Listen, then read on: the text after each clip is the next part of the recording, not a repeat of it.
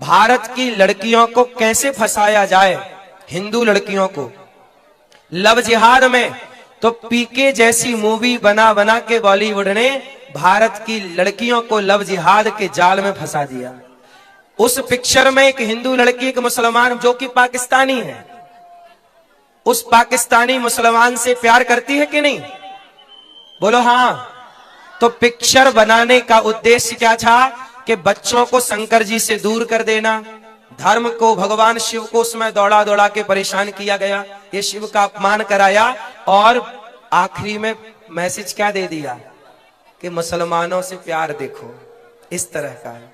आप समझ पाए इस गणित कुन की षड्यंत्र को? समझ पाए? नहीं समझ पाए, नहीं समझ पाओगे। आजकल लोग केवल संतों को बदनाम करना चाहते हैं।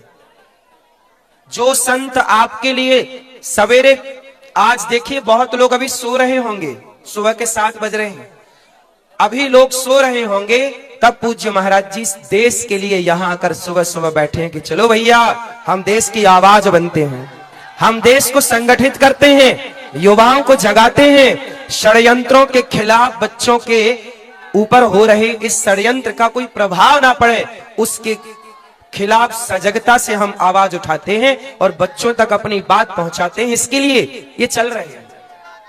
संतों का काम सदा से देश को जोड़ने का रहा है और बॉलीवुड का काम सदा से सनातन को तोड़ने का रहा है। इसलिए आप लोगों से कहता हूं कि अपने संतों को जानो, पहचानो और संतों का साथ दो।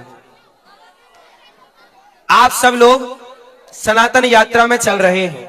आज से कसम खाइए कि स्कूल में भले भगवत गीता ना पढ़ाई जाए, पर अपने घर में, आपको पता है अभी ये दास अनिरुद्ध एक विद्यालय बनाने का मैंने सोचा है, कक्षा 1 से लेकर 12वीं तक सीबीएसई बोर्ड का। जैसे पूज्य महाराज जी हॉस्पिटल बना रहे हैं ना, ऐसे ये दास अनिरुद्ध वृंदावन में गौरी गोपाल जी की रसोई चल रही है और पूज्य महाराज जी की कृपा से और भगवान गौरी गोपाल की कृपा से इस यात्रा में भी संपूर्ण आप सब भक्तों को भोजन प्रसादी गौरी गोपाल भगवान की ओर से यहां हो रहा है। महाराज जी के आशीर्वाद से गौरी गोपाल जी की रसोई यहां भी चल रही है। एक विद्यालय बनाने का मेरा मन है, कक्षा 1 से लेकर 12वीं तक, जिस विद्यालय में सीबीएसई बोर्ड की शिक्षा होगी और केवल शिक्षा नहीं, शिक्षा के साथ संस्कार होंगे। और आपको यह भी कहूं कि सीबीएसई बोर्ड की शिक्षा तो होगी पर निःशुल्क होगी। कैसी होगी? निःशुल्क होगी और संस्कार भी होंगे। हम वहां श्रवण कुमार के बारे में भी पढ़ाएंगे और गा से गधा नहीं, गा से गणेश पढ़ाएंगे, मां से मछली नहीं, मां से मंदिर पढ़ाएंगे। ठीक है? अर्जुन, अच्छा एक बात बताओ, अर्जुन ज्ञानी थे कि नहीं थे ना? लेकिन अर्जुन कहते हैं कि मैं युद्ध नहीं लड़ूंगा, मेरे दादाजी खड़े हैं, गुरुजी खड़े हैं, किससे लड़ूं? जब अर्जुन पीछे हटने लगे, मैं नहीं लड़ता, तब पीछे से अर्जुन को आगे किसने किया? भगवान श्री। अच्छा एक बात बताओ, कृष्ण ना होते, कृष्ण ने गीता ना सुनाई होती तो क्या अर्जुन जीतते? नहीं ना। जीते क्यों? गीता सुनी। जब जब जवानी फिसलती है तब तक पीछे किसी कृष्ण का होना आवश्यक है। आप सब अर्जुन हैं, लेकिन आपके अर्जुन के पास कोई कृष्ण है क्या? कैकेयी के पास कृष्ण नहीं थी, मंथरा थी, तो नाश कर दिया। यदि सलाहकार गलत मिल गया आपको तो मंथरा ने नाश कर दिया कि नहीं?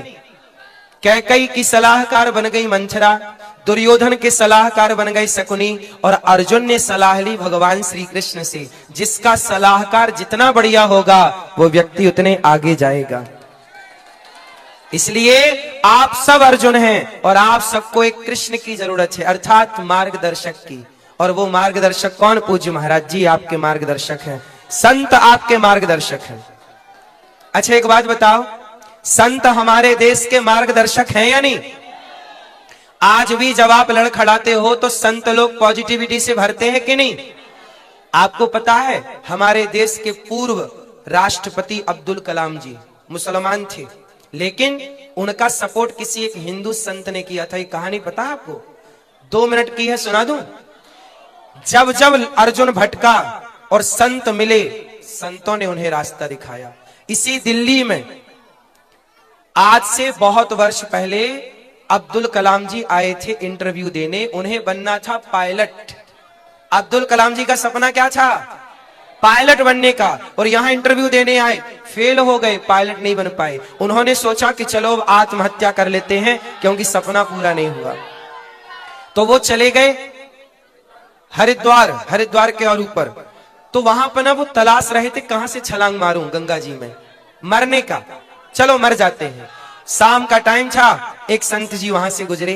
ये सच्ची घटना अब्दुल कलाम जी की, ये कोई कहानी नहीं, सच्ची घटना। उन्होंने एक संत मिल गए और संत ने कहा, भाई क्या कर रहा है? बोले मरने की तैयारी, मैं मरना चाहता हूं। क्यों? बोले मैं सपना देख के आया था, सपना है मेरा कि मैं प्लेन उड़ाऊं और मैं पायलट बनूं, पर मैं फेल हो गया, अब मैं जीना नहीं चाहता, मर जाऊंगा। तब संत जी ने कहा, चल मर जाना, पर कल मरना भी, रात हो गई, चल मेरे साथ। तो एक संत जी ने अब्दुल कलाम जी को अपने आश्रम ले गए, रात को बढ़िया रोटी खिलाई और कहा कि बेटा मर जाने से क्या पाएगा? बोले मेरा सपना पूरा नहीं हुआ।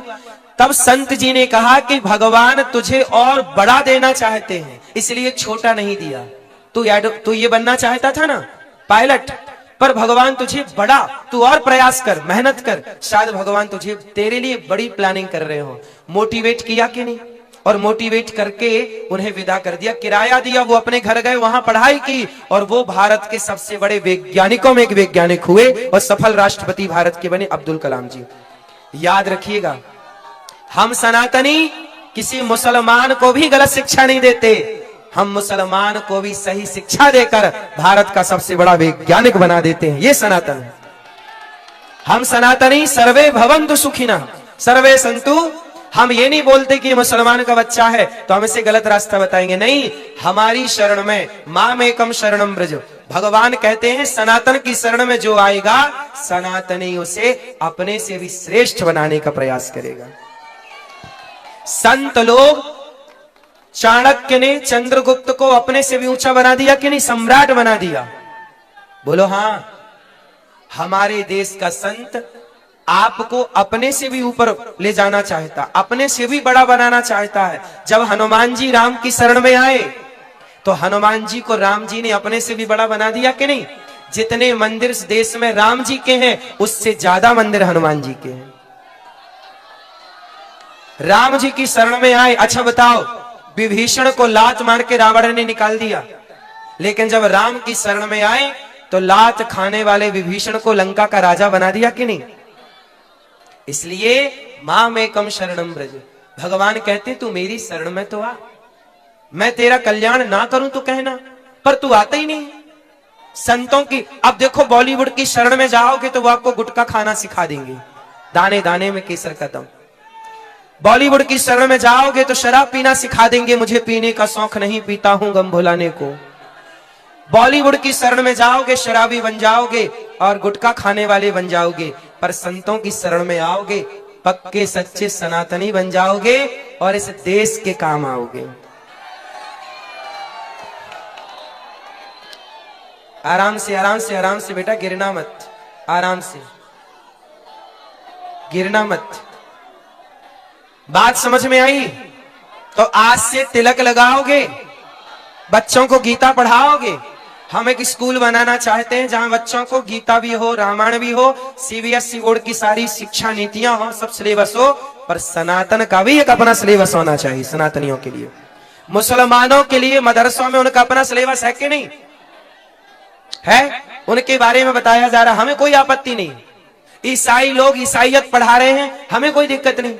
मुसलमान लोग अपने मजहब को पढ़ा रहे हैं अपने बच्चों को, हमें कोई दिक्कत नहीं। तो सनातनी का बच्चा भी सनातनी की शिक्षा क्यों ना जाने? रामकृष्ण के बारे में, वेद पुराणों के बारे में क्यों ना जाने? बात समझ में आई कि नहीं? इसलिए मेरी मां, इतने सर्दी में भी आप यहां संगठित हैं, इतनी सर्दी में भी आप अपना काम धाम, आप इस काम की दुनिया में आज सबको टाइम कहां है, सब काम में लगे हैं, फिर भी आप लोग इस सनातन यात्रा में सम्मिलित होने आए, अपना काम छोड़कर सर्दी भी लग रही है तो भी आप खड़े हैं, ठंडी लग रही है तो भी आप खड़े हैं। आपकी इस एकजुटता को देख करके ना विधर्मी कांप रहे हैं इस समय। आप जब बिखरते हो ना तो लोग हंसते हैं कि देखो सनातन टूट गया, लेकिन आप जब संगठित होते हैं तो दुनिया आपको देखकर डर जाती है। सच कहूं मेरी मां, दुर्गा मां के कितने हाथ होते हैं? कितने? 10 कौन कह रहा है? दुर्गा मैया के हाथ कितने हैं? 8। 8 हाथ क्यों हैं? हम सनातनी 4 हैं। हम पहले भी ये बात कहते आए हैं, ब्राह्मण क्षत्रिय वैश्य शूद्र, क्या हम चारों अलग अलग हैं क्या? कि एक हैं? दुर्गा मैया कहती हैं कि तुम 4 एक हो जाओगे तो तुम्हारे हाथ हो जाएंगे 8, और 8 हो जाएंगे तो जंगल के राजा शेर को भी अपना गुलाम बना सकते हो। इसलिए दुर्गा शेर पर चढ़ी है। संगठित होगे तो शेर भी तुम्हारा गुलाम होगा। तुम्हें किसी की गुलामी कब? जब तुम एक रहोगे। ब्राह्मण अच्छा बताओ, ब्राह्मण कौन है? क्षत्रिय कौन है? वैश्य कौन है? शूद्र कौन है? ब्राह्मण हिंदू है, क्षत्रिय हिंदू है, वैश्य शूद्र। जब हम चारों एक हैं, अच्छा ब्राह्मण क्षत्रिय वैश्य शूद्र चारों गंगा को मां कहते हैं कि नहीं? चारों अब लोग कहते हैं ना हिंदू मुस्लिम को भाई भाई जोड़ते हैं। अच्छा बताओ, आप कितने लोग गाय को माता कहते हो? क्या मुसलमान गाय को माता कहता है? ब्राह्मण गाय को माता कहता है? क्षत्रिय माता कहता है? वैश्य माता कहता है? शूद्र माता कहता है? जो गाय को माता कहते हैं वो हमारे भाई हैं, और जो गाय को माता नहीं कहते वो हमारे भाई नहीं है। सीधी बात। गंगा को माता कितने लोग कहते हैं? जो गंगा को माता माने वो हमारे भाई है। इसलिए भाई भाई ब्राह्मणोस्य मुखमासीत बाहु राजन्यः कृतः ऊरु तदस जद वैश्यः पदभ्यांगं शूद्रो अजायत। ये वेद वाक्य है। अच्छा बताओ, भगवान के मुख से ब्रह्मा, भगवान के मुख से ब्राह्मण, भुजाओं से क्षत्रिय, जंघा से वैश्य, चरण से शूद्र, तो चारों की उत्पत्ति एक से ही हुई। बोलो हाँ। तो हम चारों भाई हैं।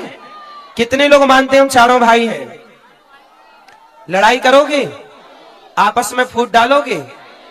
कोई गरीब भाई हिंदू है, जरूरतमंद है, उसकी मदद करना है, उसकी हेल्प करना है।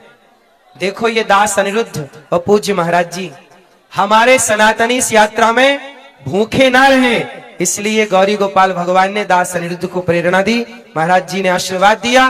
और देखो इस सनातन यात्रा में गौरी गोपाल भगवान की रसोई चल रही है कि नहीं? सब खाओ प्रेम से। हम सब एक दूसरे के काम नहीं आएंगे तो कौन आएगा? हम एक दूसरे के काम नहीं आएंगे, कौन आएगा? इसलिए इस यात्रा में हमको एक रहने की शिक्षा पानी है। हिंदू राष्ट्र बनेगा तो गौ हत्या बंद होगी। कितने लोग चाहते हैं गौ हत्या बंद हो? कैसे बंद होगी? राष्ट्रीय पक्षी मोर हो सकता है तो गौ माता राष्ट्र माता क्यों नहीं हो सकती? राष्ट्रीय पक्षी मोर है कि नहीं?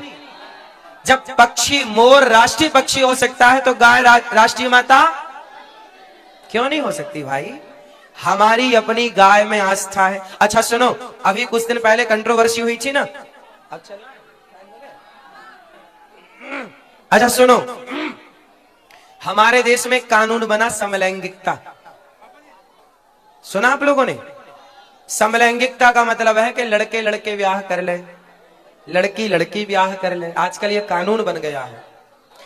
तो एक एडवोकेट मेरे पास आए, मैंने पूछा कि भाई ये कानून क्यों बना दिया? अरे बोले हमारा संविधान सबके भाव की कदर करता है। हमने कहा कि यदि, अच्छा बताइए इस देश में समलैंगिकता के पक्षधर कितने लोग हैं? आप लोग समलैंगिकता के पक्षधर हैं? तो देखो आप में से कोई पक्षधर नहीं है। कोई नहीं चाहता कि आपकी बेटी का किसी लड़की से ब्याह हो, आपके बेटे का किसी लड़के से ब्याह हो। समलैंगिकता के पक्षधर कोई नहीं है, फिर भी कानून बन गया। और गाय की रक्षा के पक्ष में करोड़ों हिंदू हैं। आज तक गौ हत्या के खिलाफ कानून नहीं बना। कैसा कानून है भाई कि कुछ लोगों के भाव की तो कदर करता है और समलैंगिकता का कानून बना देता, बोले सबकी कदर करता है ये। और गाय की रक्षा की जब बात आती है तो बोले नहीं जी, हम नहीं कदर करेंगे। अब बताइए, तो गाय राष्ट्रीय मां हो, राष्ट्र की मां हो, सब गाय का आदर करें। हम कहते सब ना करो, हम सनातनी करें। कम से कम गौ हत्या तो ना हो हमारे देश में। जिस देश में विप्रधेनु सुर संतहित लीन मनुज अवतार, गावो विश्वस्य मातरः, गाय सबकी माता है। आप बताओ, शिव जी के मंदिर में शिव जी के दर्शन के पहले गाय के बच्चे का दर्शन होता है कि नहीं? नंदी का, बोलो हाँ, होता है। जब शिव के मंदिर में गाय के बच्चे का दर्शन है, जिस देश में भगवान के पहले गाय को पूजा जाता हो, उस देश में गौ हत्या अच्छी लगती है क्या? तो कैसे बंद होगी? गौ हत्या बंद करना है तो भारत को हिंदू राष्ट्र बनाना होगा। क्या बनाना होगा? हिंदू राष्ट्र की जरूरत है। लव जिहाद समाप्त करने की जरूरत है कि बढ़ाने की? समाप्त करने की। सब बुराइयां कब ठीक होंगी? मूल में है हिंदू राष्ट्र। मूल में क्या है? हम सब हिंदू राष्ट्र की इस यात्रा में शामिल हैं, सनातन एकता की यात्रा में शामिल हैं। हम सभी सनातनियों को एक होना चाहिए। हम सब किसी भी स्थिति में आपस में ना लड़ें। अभी कुछ गद्दारों ने, भारत के कुछ गद्दारों ने अभी संतों को आपस में लड़ाने का प्रयास किया था। संतों को आपस में लड़ाने का प्रयास किया। सोचिए, बचिएगा। आज पृथ्वीराज चौहान को खतरा मोहम्मद गौरी से कम था। मोहम्मद गौरी तो हरा ही नहीं पाया पृथ्वीराज को। पृथ्वीराज किसके कारण मोहम्मद गौरी के हाथ लगे? जयचंद के कारण।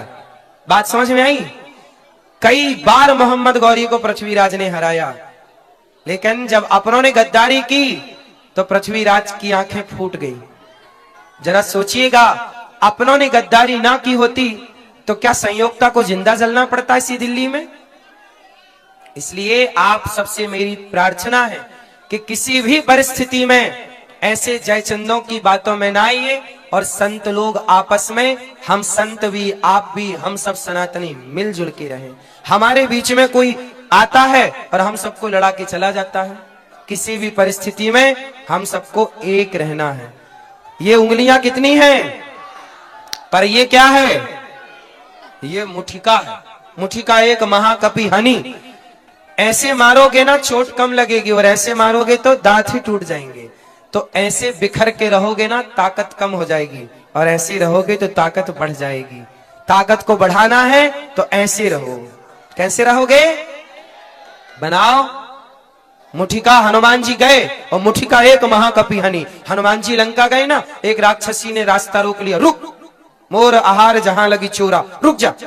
तब राम जी, हनुमान जी बोले कि चोर अभी अभी गया था रावण सीता मैया को लेके, तब तो तूने रोका नहीं। मैं चोरी का पता लगाने जा रहा हूं तो रोक रही है। एक मुठिका मारा, और जब मुठिका मारी ना तो उसकी अक्ल ठिकाने लग गई। वो समझ गई कि तात मोर अति पुण्य बहुता, देखो नयन राम कर दूता। मेरा बड़ा पुण्य जाग गया कि मैंने राम के दूत का दर्शन कर लिया। कुछ लोग बातों से नहीं मानते। हनुमान जी ने एक मुठिका मारी, मान गई। कुछ बातों वाले नहीं है, कुछ तो लातों वाले ही हैं। इसलिए सनातनियों को बातों से समझा दो। भैया भैया देख, हम सनातनियों को आपस में मत लड़ा, समझ जा बातों से। जब बातों से नहीं माने तो फिर जैसे माने।